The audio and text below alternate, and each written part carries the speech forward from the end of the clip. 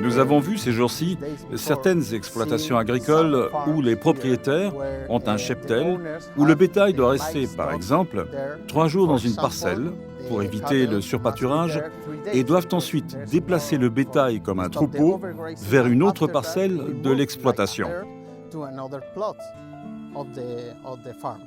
Mais le problème est que si l'agriculteur a 2 ou 3 jours de retard, les animaux vont manger la régénération naturelle existante. De même, dans cette région, nous avons d'autres types d'exploitations agricoles où vivent des animaux sauvages, tels que des cerfs, des chevreuils, des sangliers, et il n'est pas possible de déplacer ces animaux comme s'il s'agissait d'un troupeau, de sorte qu'ils se rendent sur les parcelles qui ont déjà été pâturées et mangent la régénération naturelle. Comment gérez-vous ce genre de situation avec les éléphants au Zimbabwe? Ou comment pouvez-vous l'éviter?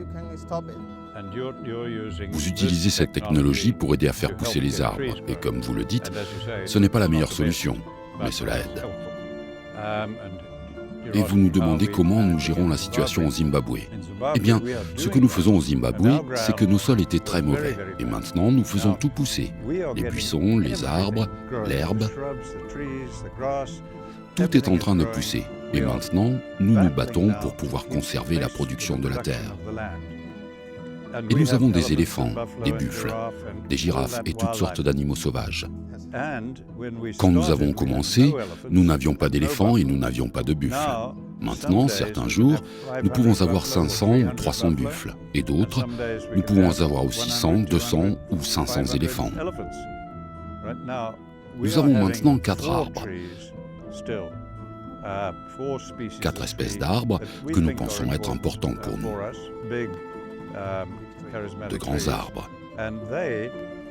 Et ils germent. Mais quelque chose les tue. Cela peut être les babouins, les bushbuck, antilopes, les koudous, les redbacks. Tous ces petits animaux, et quand les arbres sont plus grands, les éléphants en viennent à bout. Et comme mesure temporaire pour arrêter les dégâts, avec votre aide, nous utilisons des cactus tree-guards pour protéger les grands arbres le temps de résoudre le problème. Nous avons besoin des arbres, des buissons et d'une succession écologique.